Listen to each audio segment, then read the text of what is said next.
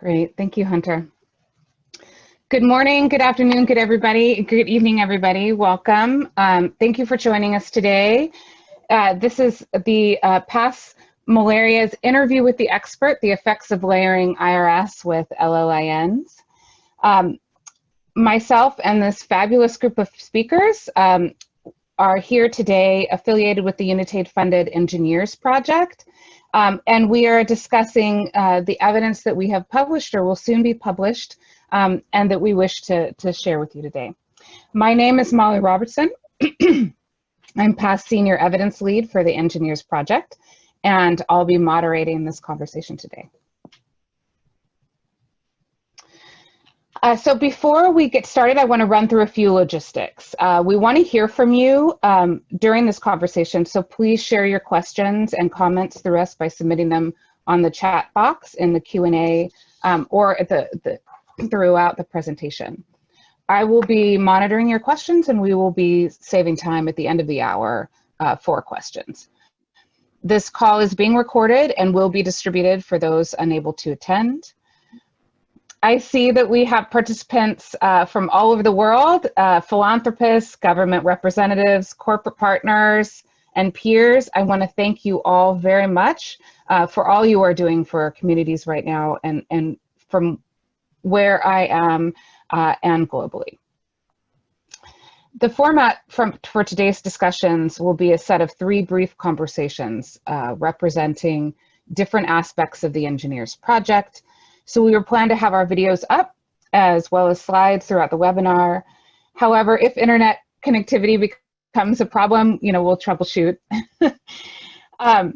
I'm pleased to introduce our experts that we will be hearing from. We have Sergio Alonso, a health economist with the Barcelona Institute for Global Health, and he will be in conversation with Rose Zolliger, resident advisor for U.S. President's Malaria Initiative, U.S. Centers for Disease Control in Mozambique.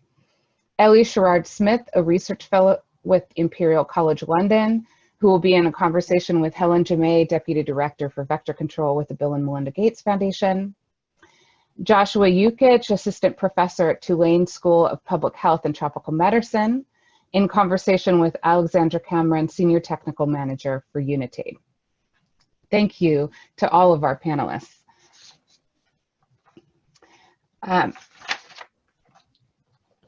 First I want to go through a bit of background so you guys understand where we are and talk a bit about the NgenIRS Project. So the NgenIRS Project was funded by Unitaid and was affiliated with the Global Fund, primed by IVCC, and partners were USAID, the President's Malaria Initiative, Apt Associates, and PATH as well.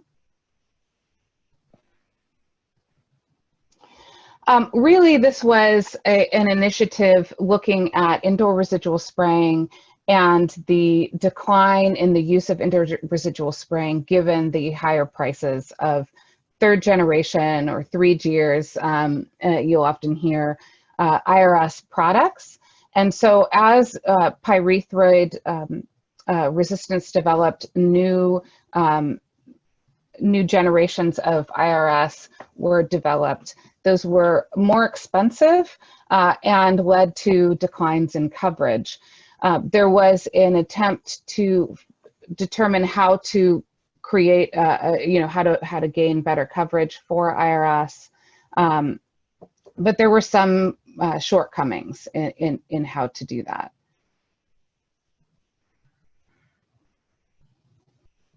So overall, globally, you had high prices for insecticides. You had low uptake, so some people were using these, but in low coverage globally. You had a volatile market, so people were ordering, the ordering of supplies of insecticides was unstable. And you only had one supplier of these 3rd generation insecticides. So altogether, the market was very volatile. In addition, you had weak evidence of whether IRS was cost effective. And this is really what we're here to talk about today. So the NgenIRS Project was started out of all of these challenges. And one of those was this weak evidence base, and we're here to talk about creating a more robust evidence base. So these are our evidence partners. As you see, we have the project partners on the right, but we worked with many partners from around the globe in all of these countries to make sure that we could create this robust evidence base. So you see here NMCPs from various countries, as well as other partners around the globe. We're very thankful to everyone, and this really is a product of their hard work.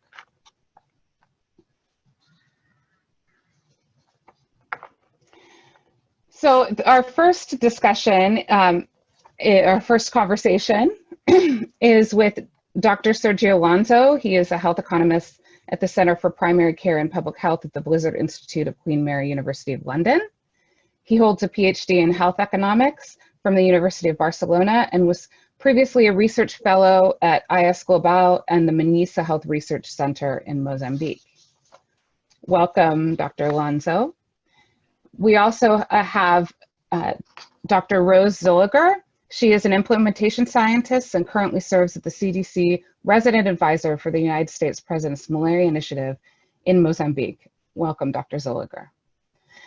Dr. Alonso and Dr. Zilliger will be discussing the results from the cluster randomized trial of IRS in addition to ITNs for Mozambique, with a particular emphasis on the cost effectiveness of that project.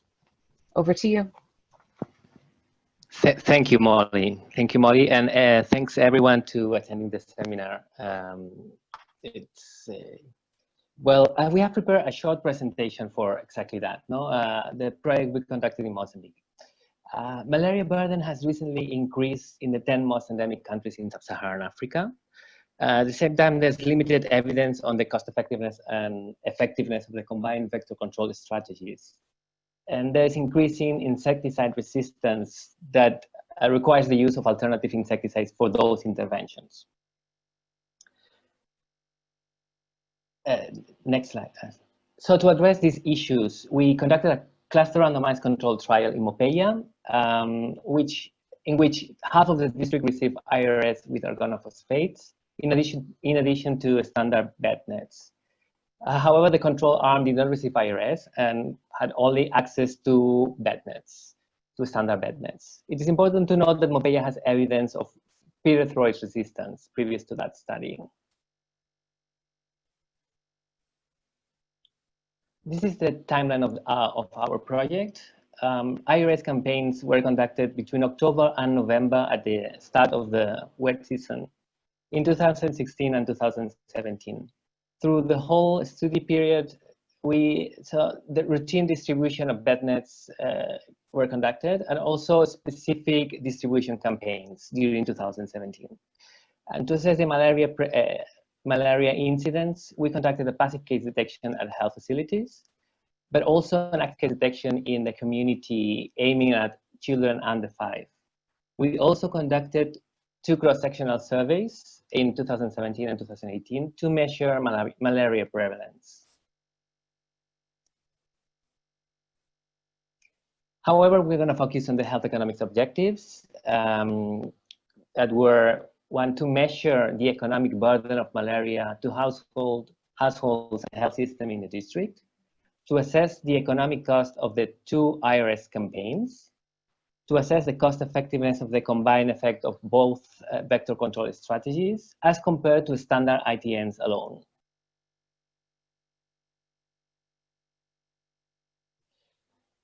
Here are some results of the economic burden study.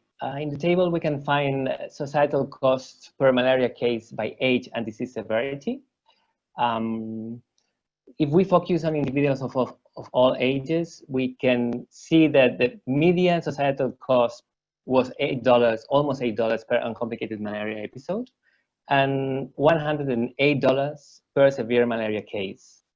The societal cost it includes health system costs and household costs associated with a malarial patient and admission.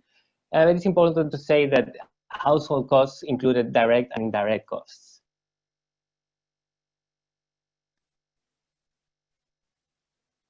In the following slide, we can see like the average economic cost of the IRS campaigns. The most important component of the campaigns was the insecticides, up to 51%. But it's important to say that we consider the full economic cost of the insecticide, that is the part that was borne by the Global Fund and also NgenIRS. Both campaigns were similar and achieved coverage of up to 85%. That yielded a cost per person protected of $8.26.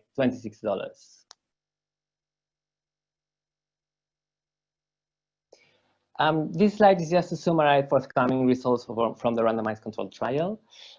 We can summarize that adding IRS with organophosphates resulted in a significant additional protection. We are going to focus on the health economics component in the next slide, especially in the economic evaluation that we conducted.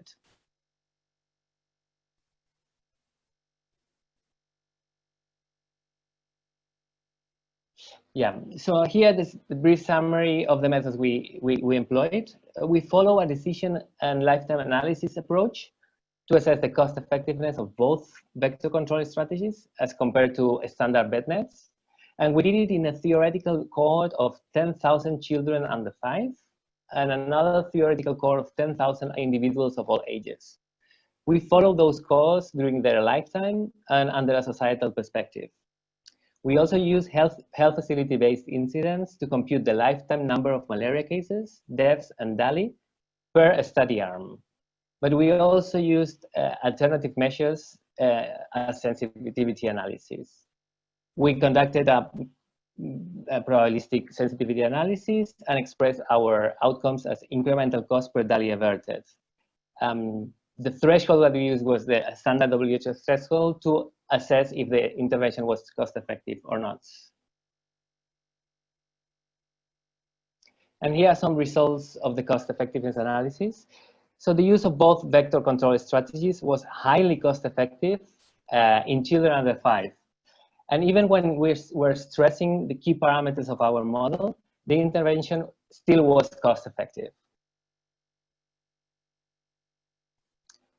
However, the intervention was not cost effective in the all age cohorts. And we identified that the key parameters had impacted more our results were the IRS cost per person protected and the effectiveness of the both vector control strategies.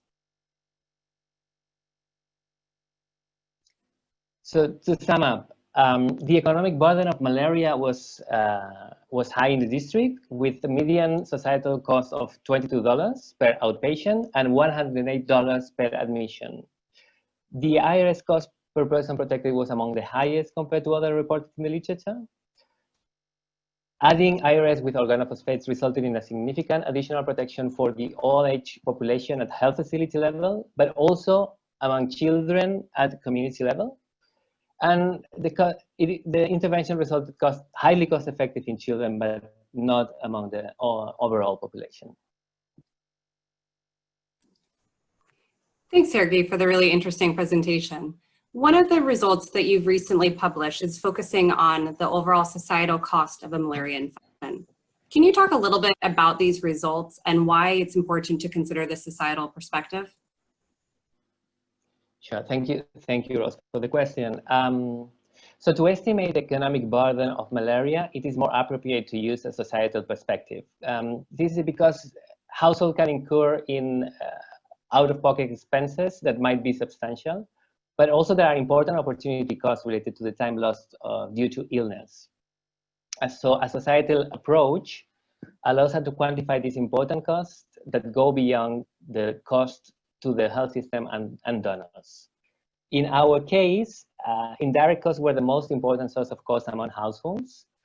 And we found that there's a key implication in gender inequality, as in this kind of settings, women bear most of the burden concerning caregiving and also housework activities. Our study also shows that 2% of the households reported costs at the traditional healer, and up to 8% of them reported costs after receiving care from the community health worker. This illustrates that individuals still seek care within the community before going to a health facility. But in any case, I think it's important to say that the average monthly expenditure per capita in the province of Zambezia, where Mopeya is located, is around $17 a month. No? This means that an uncomplicated malaria episode represents between 10 and 21% of that monthly expenditure. And in the case of the severe case, it exceeds by more than 3 times that expenditure. And as a final remark, we can say that if we consider all the annual number of malaria cases reported in the district health facilities and apply the cost that we have obtained in our study, we estimate that the average cost to society in the district could reach up to $330,000 per year. Thanks, Sergey. Can you talk a little bit about how these costs relate to the broader literature base? Yeah, sure. So overall, our results were not dissimilar to others in the literature. However, health system costs associated with malaria were lower than some studies already published. And we think that these discrepancies may be driven by country-specific characteristics of the health system. To put some examples of these characteristics, some countries spend or has a higher budget for hospital activities, lab or pediatric wards, but also the quality of care provided, such as the number of tests received during an admission, or also the level of clinical competence of the clinicians. So these characteristics, we think there is value on collecting local data to capture these region-specific features. Got it. Now, kind of building upon some of the other results that you've discussed, can you talk about the implications that this cost-effectiveness study have? How does it contribute to the broader evidence base, in particular, thinking about the study design? So this is a key question for our study. We conducted a cluster randomized control trial to assess the effectiveness of the combined effect of the vector control interventions. And we have generated robust epidemiological data specific to the context where the intervention was implemented. And at the same time, we have prospectively collected cost data on site, as well as other parameters needed to populate our cost effectiveness model. No? So therefore, primary data collection for cost associated with malaria has the potential to capture costs through more detailed analysis of the resources involved. But it is important to note that costing studies at the individual or facility level are much more expensive to conduct. No? So we can sum up saying that observational data has provided really rich evidence on the potential effect of combining these interventions. But data from the intervention studies such as this one remain important for guiding prioritization of resources by providing robust evidence for decision making. And connected to that, Rose, can you speak a little bit about the implications that these study results might have for public health programming? Sure, thanks, Sergey.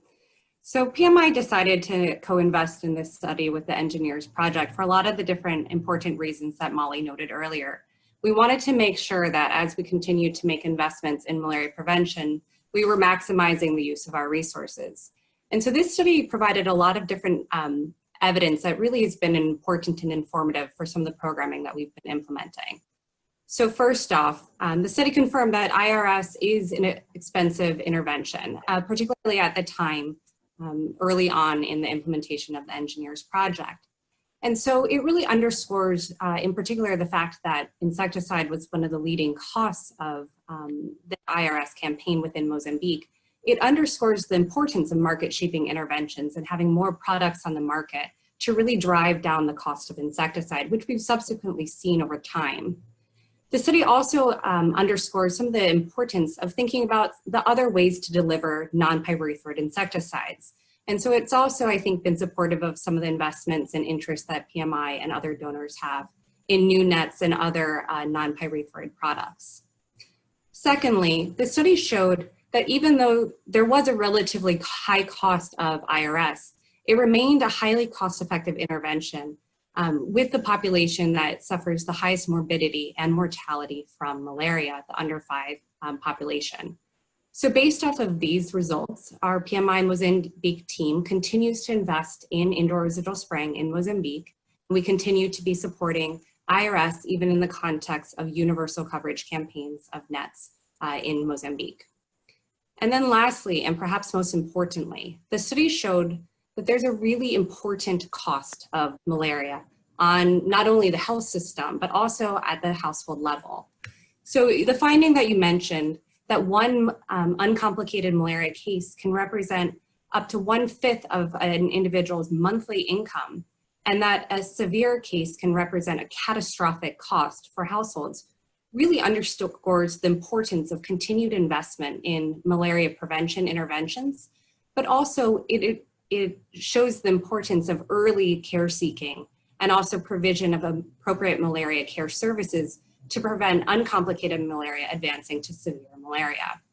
So based off of these findings, I think it provides additional evidence that yes, we need to continue to promote malaria prevention with non-pyrethroid insecticide interventions, but also that needs to be complementary to broader investments to reduce the number of severe malaria cases that we have in Mozambique and in other settings. So I think that's all the time that we have for now. So thank you to the chair for giving us this opportunity and to our fantastic co-authors in Mozambique and Spain and other settings. We look forward to additional discussion after we hear from other colleagues' presentations. Thank you very much, Dr. Zolligor and Dr. Alonso. We will now transition to our second interview. And this interview is between Dr. Ellie Sherrard-Smith. She's an ecologist and mathematical modeler focused on infectious disease and particularly malaria. Ellie has been in Imperial College modeling group under the guidance of Tom Churcher for the past 5 years. She will be in conversation with Dr. Helen Jamay, who is a medical entomologist and the Deputy Director of Vector Control for the malaria team at the Bill and Melinda Gates Foundation.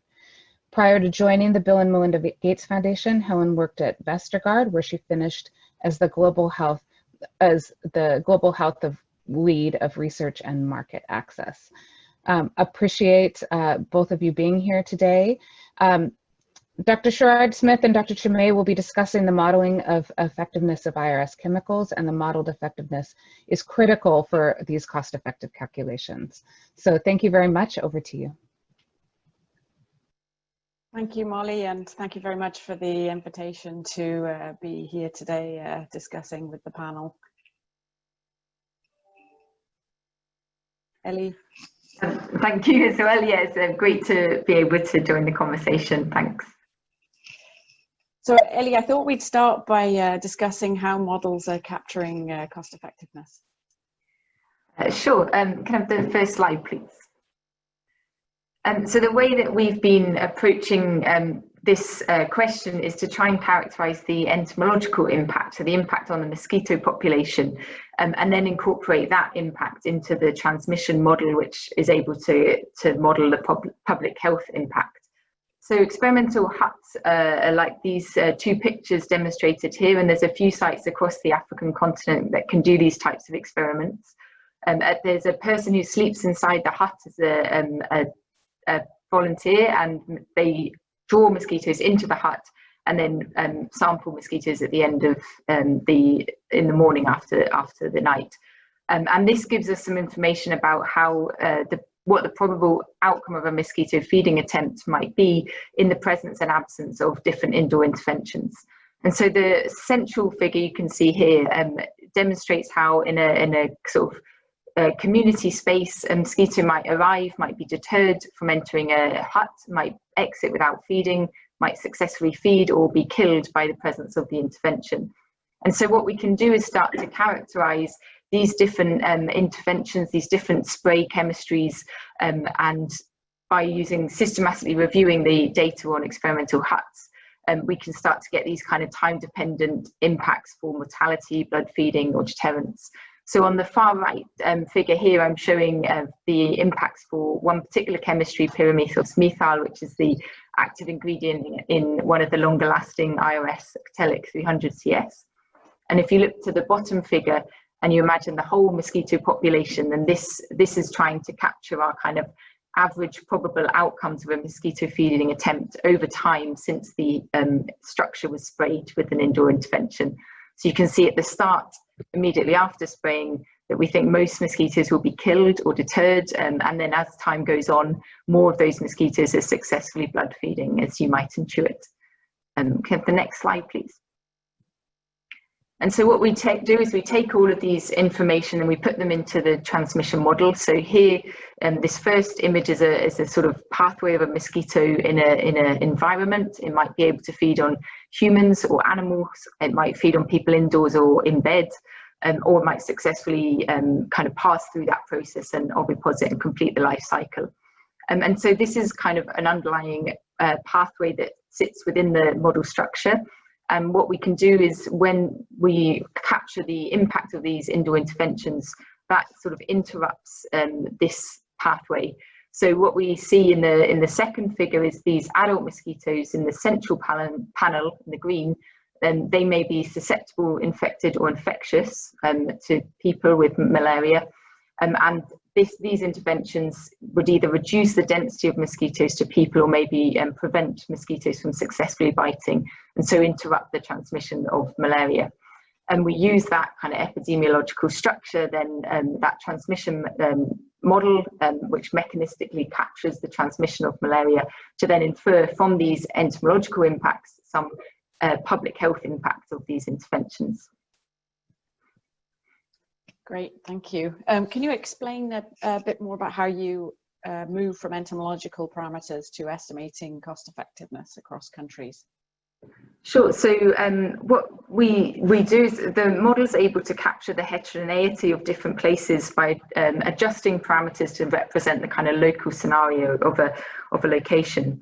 And as an example, I'm going to talk about one particular parameter that we've looked at in a bit more detail. So if I could have the next slide, please. So in this figure on the left, we're looking at a particular parameter which indicates the proportion of mosquitoes that bite, the proportion of bites from mosquitoes that are received indoors. And what we did was a systematic review of human landing catch data and also the data on when people go indoors or to bed. And by summing up hourly across that kind of overlap time between mosquitoes and people, you can get some indication of the proportion of mosquito bites received indoors. And you can see here from this systematic review that that was quite different across different countries. So you can start to kind of get an idea of what the ultimate impact from nets might be or sprays might be at sort of more local levels than the global picture. So on the second figure, we're looking at a sort of theoretical scenario with quite high prevalence and imagining that at time zero we're introducing 100% coverage of nets and IRS, so complete indoor protection. And just by varying this particular parameter, we can estimate very different efficacies given those kind of local differences in mosquito populations. So we can go to the next slide, please. And so what that allows us to do is once we have those kind of understandings for all of these different areas in this example in Africa, we can start to predict what the impact might be of having different interventions in different locations. So here the impact of having a more outdoor biting population of mosquitoes looks as though it would cause more problems in kind of Western Africa and also in Zambezia and Mozambique and places like this, where we think that outdoor biting might be having more of an impact on kind of reducing those overall efficacies from different interventions. And can the next slide, please? So what we've been trying to do is use the model to understand what these impacts might be in different locations. So this is just a theoretical example. The grey lines are kind of counterfactual line on the first figure. And then we can start to say, okay, what happens if at some particular level of resistance, at some particular level of coverage of nets or use of nets and sprays, what would happen if we introduce nets? at time 0. And so here this blue line represents the pyrethroid only ITN. If you can move forward one step, please. And the next line on this graph indicates when longer lasting IRS might be used alone. And this is having a kind of consistent impact because it's introduced annually, as opposed to once every 3 years for the nets. And then one more click forward, please. And this indicates the kind of combined impact that we might see for these two interventions. So this is based on the assumptions of the model. So here we're assuming that these things are acting independently, so we get this kind of multiplicative impact with the red line. But this starts to give us some indication of what we might see in terms of the efficacy of different products. And so you can go to the next slide, please. And so a really crucial part of this process is trying to understand the utility of the model, or sort of validate the model against real data. So the way we've addressed this is to use the randomized control trial data, which is the gold standard data to empirically measure the public health impact of these types of interventions. And so this first figure shows a study that was done by Natasha Protopopov and Mark Rowlands in Tanzania. And they had a 4-arm trial. I'm showing 2 of those trial arms here. The first with pyrethroid mosquito nets only in red, and the second with pyrethroid mosquito nets and then Actellic 300 CS-IRS on top of that.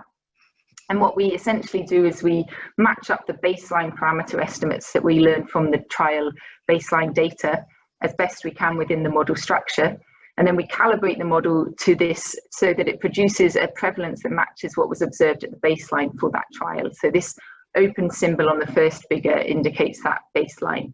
And then from then on, we incorporate the entomological impact that we've learned from the experimental hut study analysis, and we just allow the model to simulate what it thinks might happen given that situation. And then we can overlay the data from the trial on top of that to see how well we're doing.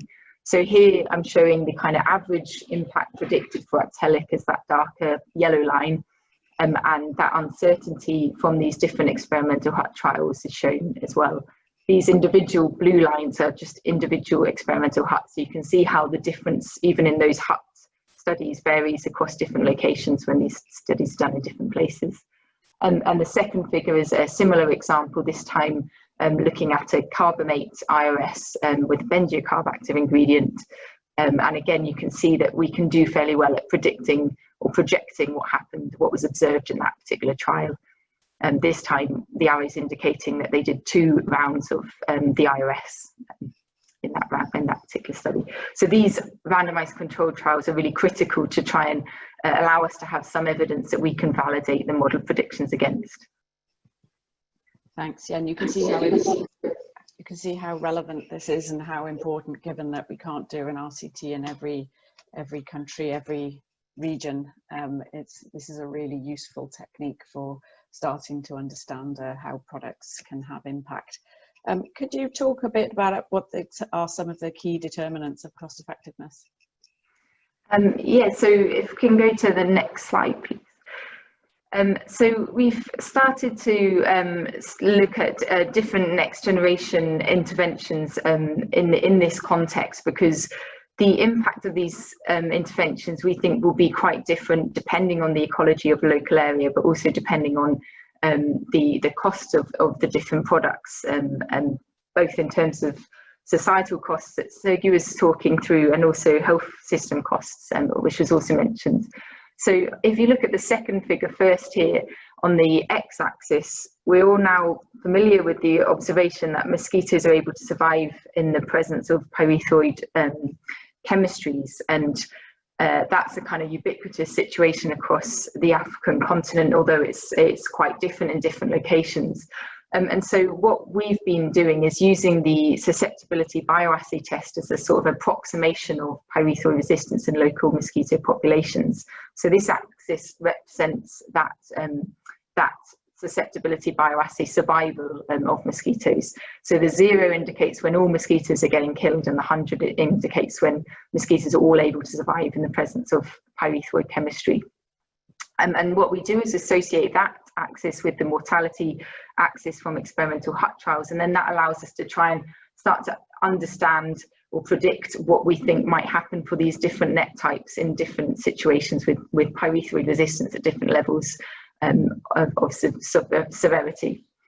And so the first figure here is just an example of 60% pyrethroid resistance when we're layering on the grey line being the counterfactual where we don't do anything, the blue line being the pyrethroid only ITNs, and then the green lines being the next generation ITNs where we're pairing up something like a PBO synergist with the pyrethroid to recover the impact of the pyrethroid, or pairing up some other active ingredient like chlorphenapyr with the pyrethroid. And then the longer lasting IRS is shown in purple here. On the second figure, we can see that at high levels of pyrethroid resistance, we think that the pyrethroid nets, the clinical cases per person a year will be much higher because the nets are no longer killing mosquitoes, so you're losing the protective effect. And the solid line here indicates when you've got higher proportions of mosquitoes biting indoors, whereas the dashed lines when you've got lower. So you're starting to see that there's all these nuanced kind of parameters that matter when you're starting to think about cost effectiveness. So if you go to the next slide, please. And so on this final slide, we're trying to demonstrate, and this is entirely theoretical, so these are imagined numbers and these are imagined costs, but the idea being that if we have certain costs and certain efficacy for these different products, these things are quite carefully balanced. So for example, on the x-axis on this first figure, we're showing the cases averted, I think, sorry, the screen's just covered.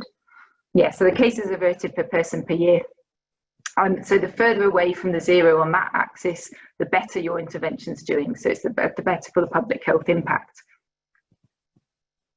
And then on the y-axis, we're looking at the costs. So the higher up that axis, the more expensive the intervention. So depending on what your maximum budget is, depending on what the cost per product per person is, and depending on the particular level of pyrethroid resistance, the level of indoor or outdoor biting, all of these things will play in together to try to help decide which intervention will be most cost-effective in which different situation. So it's important to try and think about all of these things together to make those decisions on which intervention you're going to do where. And the second figure is just another demonstration at a particular imagined cost for different types of nets.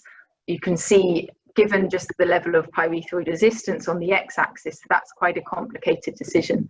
In that early, lower levels of pyrethroid resistance, when more mosquitoes are being killed by the pyrethroid, then the nets seem to be fairly interchangeable in terms of which one you choose for to use in a particular area. But as you get to higher levels of resistance, you might maybe lose some of the protection from the pyrethroid-only nets. And it's crucial to say at this point that we haven't yet validated these against randomized control trial data. So this is still a kind of thought experiment until we have the completed RCT trials. Yeah, sorry. No problem. So what are some of the implications for new vector control tools? Understanding, of course, that there's still some need for the data on proving health impact for validating the models. But yeah, so I think these things can certainly help with those decisions and try and guide what can be done where. If we can go to the next slide, please. So there's a lot of different options that we can start to think about. I think community engagement to me is one that's a really useful one, but potentially overlooked at times. Professor Mbogo in Kenya showed how useful this was in trials there where engaging the community really had a big impact on reducing malaria. Larval source management is another one that can be done kind of locally, and Julie Fillinger's done an RCT showing the impact of bacterial larvicide. Gene drive and attractive toxic sugar baits are kind of nice outdoor controls that are coming through now and showing quite positive results, and can basically complement the indoor interventions that we have. I think ivermectin has been shown by Hannah Slater quite nicely to have a really good impact as well. I think that's getting trialled in a few places now. seasonal malaria chemoprevention. So not just vector control, but pairing things up with other interventions as well. Seasonal malaria chemoprevention is doing really well in the Sahel regions at controlling malaria, particularly in the more at-risk younger age groups. And so trying to think about these things all together is really crucial, and modelling can help do that because of the ability to layer these impacts together. Oh, thank you. I think as we get more and more tools in our prevent transmission toolbox, it becomes more and more important to be able to understand how we can layer these different interventions and get the most out of the funding envelope that's available to countries. So thank you very much, Ellie. It was a fascinating discussion. I'll hand it back to Molly. Thank you. Thanks. Thank you, Dr. Tomei. Thank you, Dr. Sherrod-Smith. Really appreciate that conversation. We're going to transition now to our third interview, which is between Dr. Josh Yukich and Dr. Ali Cameron. Dr. Yukich is an epidemiologist and health economist. He was trained in epidemiology, public health, health economics, and much of his work is centered around the synergy of all of those. Dr. Alexandra Cameron is the Senior Technical Manager for Malaria at Unitaid. Dr. Cameron leads the development of the organization's malaria strategy. Prior to this, she worked for several years at the World Health Organization, focused on research and policy guidance to support the management of national pharmaceutical prices. Dr. Yukich and Dr. Cameron will be discussing the overall results of the cost-effectiveness analysis for NgenIRS, as well as the importance of cost-effectiveness for decisions about how and when to use IRS. And with that, I will hand it over to you. Thanks, Molly. Yeah, we can go on to the next slide. I'm going to give a really quick just overview of what we did under this project in the observational study component and the results of it, and then we'll go on with the interview. So briefly, for those of you who know the NgenIRS Project saw the background, there were implementation of a lot of spraying projects in a number of sub-Saharan African countries. And alongside all that work, we collected new data on the costs of these IRS programs in many of those countries, as well as some programs that weren't specifically PMI supported. We did that in collaboration and building on the work that Apt Associates and others had done to produce PMI reports, but also trying to make sure that we captured any resource use that wasn't captured in the PMI direct spending, so government domestic contributions and other things that might have been missed in the original pass. We also did some cost data collection on programs that were not PMI funded. And then in a number of these countries, there were observational studies that compared areas that had standard of care malaria interventions, so, you know, prompt and effective treatment coupled with standard pyrethroid, long-lasting insecticide-treated nets. And on top of those, in other areas, we're spraying with the next generation IRS chemicals. Those studies were all collected, analysis was done on them, and we pooled together the results from all the observational studies under NgenIRS and did a random effects meta-analysis of those to inform our understanding of the effectiveness of this spraying, essentially incremental to that. And we did calculation then of incremental cost effectiveness ratios and quite a bit of sensitivity analysis around our results. And we're just going to give you a very brief summary of the results on the next slide of the program.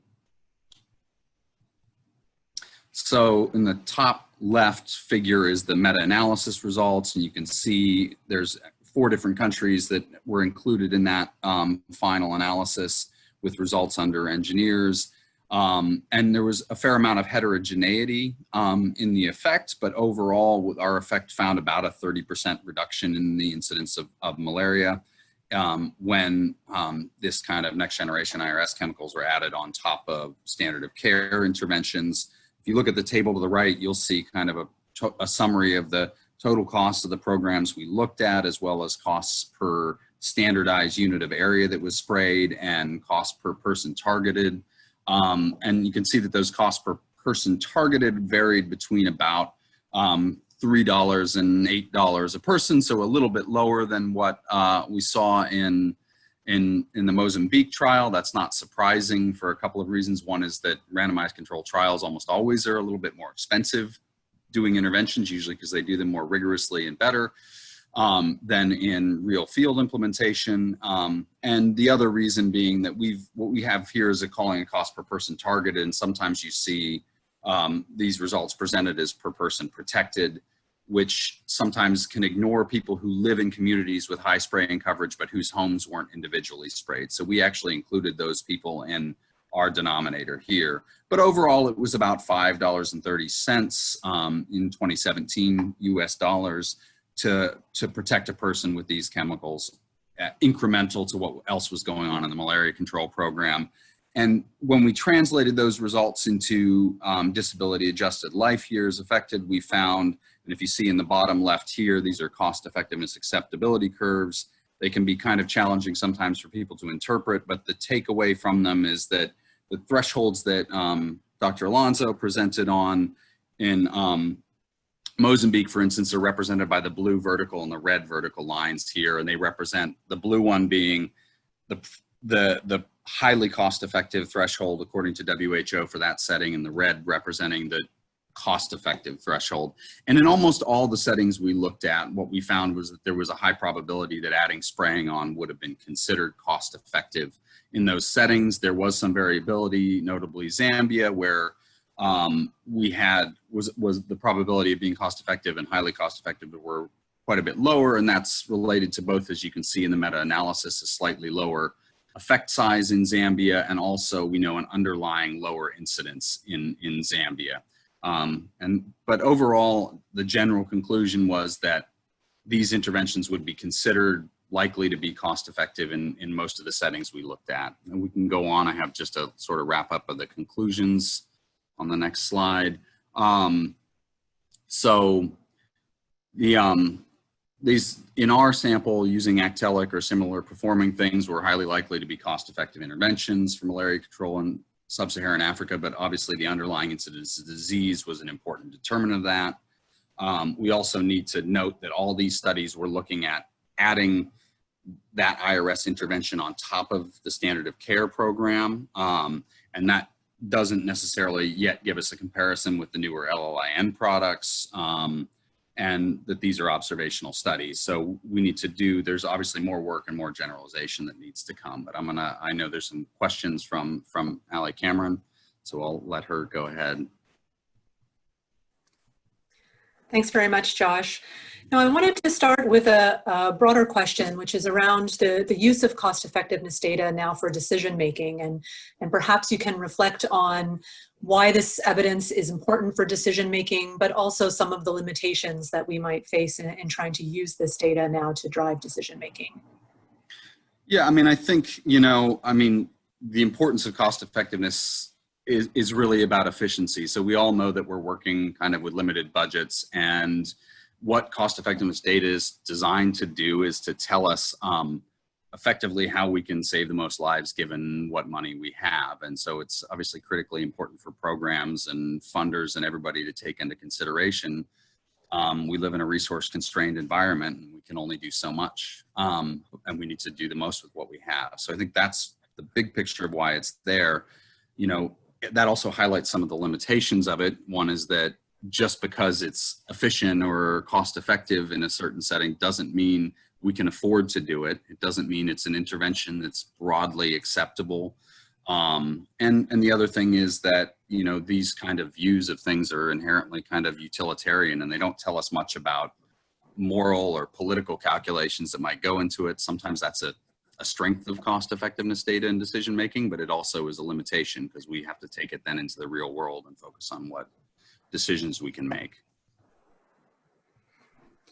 Yeah, I think the concept of affordability is obviously relevant for IRS specifically. We know that it's cost effective, and the next generation IRS from this data shows that it's cost effective, but we also know that the absolute cost can be prohibitive in most settings, I would say. So how do we bring this into decision making for IRS specifically? And is there any other evidence that you think we need for decision making around stratification and layering of tools? Yeah, so I think, one of the things that there's this contrast between affordability and cost effectiveness, and you can really see it here, and it tells us we need cost effectiveness information to tell us how to sort of cut up the pie of resources that we have. But the fact that we have interventions that are sometimes fairly expensive or not affordable in all settings, but are still cost effective, tells us that one, malaria is a big problem, and two, we don't have enough money to fight it. So one of the things I would say that we need to take away from that is we need to get this pie to be even bigger. We need to expand the resource availability, but also we still have to work in the world we are. So I think we need to, one of the other thing it tells us is that we need to find those places where it's the most cost effective, and how to use these tools in the places that they're going to be most efficient, so we can get the most out of them. And the other thing that tells us is, it sort of ties into things that Ellie were doing and Sergey were presenting on as well. And I think we really have to think about the spectrum of what we need to do. These decisions are becoming increasingly complex in terms of prioritization, where things work, what we need to do in each place. And we really need good RCTs to demonstrate that these tools work in the first place. We need observational studies, evaluation, and surveillance to tell us when they're being rolled out, are they really doing that in the field in practical settings? But we also we're never going to be able to do all the studies that we need in any specific place with every possible comparison, with every, intervention, with every different tool in every setting. So we really need effective models like are being built at Imperial to help us generalize the results from RCTs, to make these different comparisons to help inform our kind of prioritization decisions. And we need to incorporate cost thinking and budget information into that too. Yeah, I think that's a really helpful summary, because we all know that we have multiple new tools available now, and more in the pipeline that hopefully will become available in the next few years, and we won't be able to have the perfect data set on every single one. So how you describe how we can use different types of evidence to bring it all together and guide decision making and better targeting really resonates and makes a lot of sense. So thanks for that. Maybe just one final question around new tools specifically, and some of one of the challenges that I see around new tools is that we collect this data often at one point in time. It's quite resource intensive, expensive to collect, but of course for new tools, the markets are very dynamic. The prices could be changing quite rapidly with competition, with economies of scale and other factors happening there. So how do we continue to stay up to date on how and keep our thinking on cost effectiveness up to date with the changing market dynamics of new tools that are either post-launch or as they mature in the market? Yeah, so I think, this is sort of related to what I was saying about that we need to use empirical evidence from field studies and randomized control trials and cost effectiveness studies and build them into a larger modeling framework too. There's sort of a tie back in there. The world just doesn't stay the same. So prices of products are going to change as they're scaled up, as people decide to opt to use them and market share is captured or economies of scale happen. But the effects can change too, right? As the resistance profile of places changes over time, as the other malaria interventions for treatment or other things fall into places, things like other diseases that interact with malaria move up and down, or development in places happen too. So I think one of the lessons is we can't, as we get more and more tools, the problems get more and more complex to answer. We also just can't sit and accept that one answer that was generated a few years ago is going to continue. And we really need to work carefully with, I think, modeling, with M&E programs and surveillance programs to watch and see, are these interventions continuing to look like they're delivering the benefit they are? And are the prioritizations around price and affordability still the right decisions? And that's a process that I think needs to be ongoing, working with models as well as new field data that should be embedded in the strategic planning and the decision-making of NMCPs and donors. Yeah, very true. I see that we're getting dangerously close to time, so I think I will close this off here. And thanks very much, Josh, for those thoughtful responses. And I'll hand it back over to Molly for the question and answers. Thanks.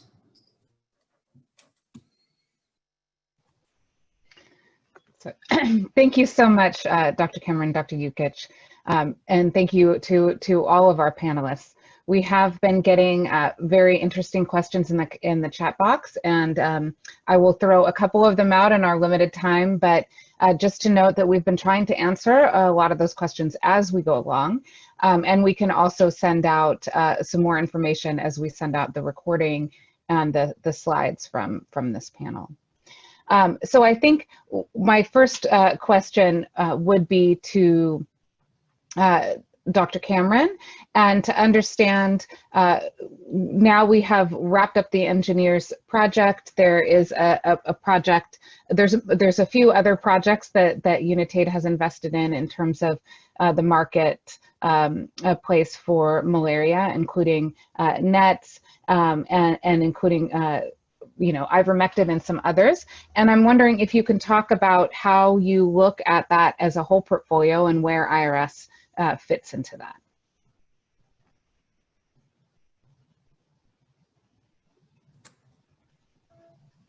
Sure. I mean, I would say that, we look at the portfolio actually as a prevention portfolio. And so beyond just vector control, we're also looking at chemoprevention as well in terms of IPTP, SMC, and IPTI, as well as the malaria vaccine. So I think that it needs to be looked at holistically. And we get a lot of questions from our constituencies around, the competition that might occur between various tools that we may be investing in. And I think our position is always that, we need a range of different tools in our toolbox. Not everything is going to work everywhere.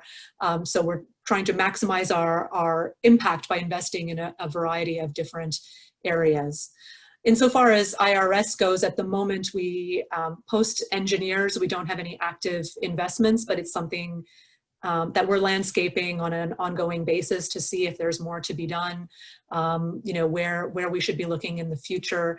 And one of the things that comes up in vector control in that respect is really this decision-making around how to select between different tools. So that's definitely something that's been raised with many partners as a top priority going forward. So perhaps shifting from looking at individual tools in isolation to looking more holistically and helping to support the decision-making across the board is something that's a priority for us going forward.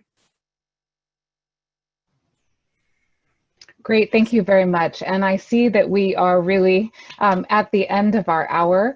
There are many more questions and many more discussions to be had, but I think this was a really great start and a great panel, and I really appreciate all of the panelists for being here. We have recorded this and we will provide that recording, and we will also provide some answers to questions that haven't been addressed in the chat box. Just want to thank everyone again for joining us. Really appreciate it at all the different time zones in which you are, and really appreciate our panelists. Thank you very much for joining us. And this was a very interesting discussion. Thank you. Thank you, Molly. Thanks.